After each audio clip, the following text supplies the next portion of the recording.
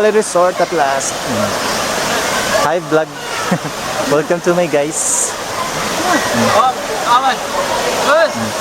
Welcome sa Kamunduhan.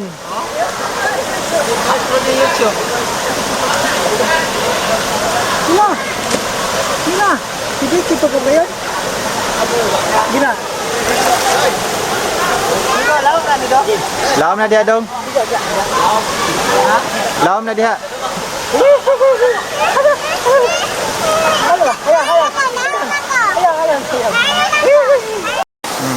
Bilog ang mundo, guys.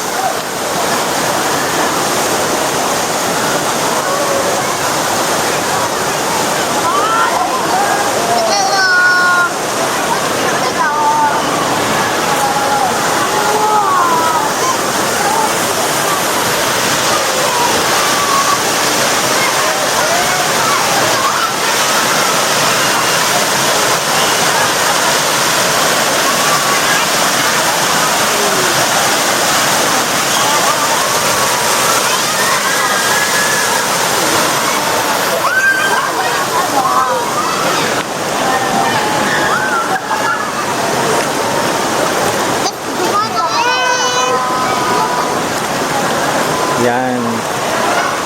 Magandang buhay po sa inyong lahat. Yan. Nagkataon lang na nag-rain yung Fern Valley Resort dahil nagkaroon ng malakas na ulan tapos bumaha. So, naglinis ng swimming pool. So, overflowing na swimming pool. Kaya, ito yung nabutan natin. Pero ganun pa rin. At least nakapasok tayo. Ano to?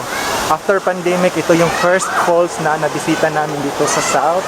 Ito yung Fern Valley Resort. Tapos yung source water nito is galing sa Kabutungan Falls. Mamaya, punta kami.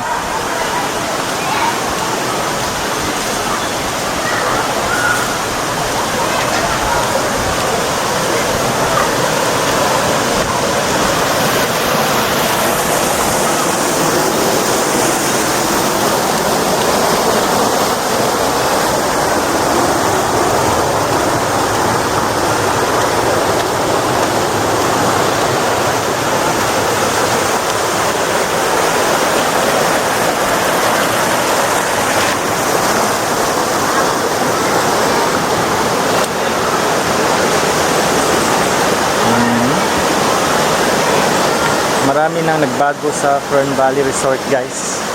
Sobrang dami na niyang pagbabago. Meron ng slide sa kanan ko.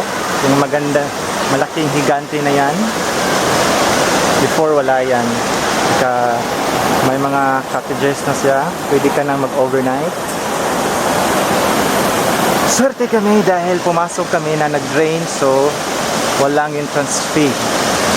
So, yung entrance fee is 50 pesos sa adult, 20 pesos sa bata, 8 years old below. Yun yung 20 pesos. Safe sana yung swimming pool, kaya lang nag-drain, kaya sobrang safe na yun.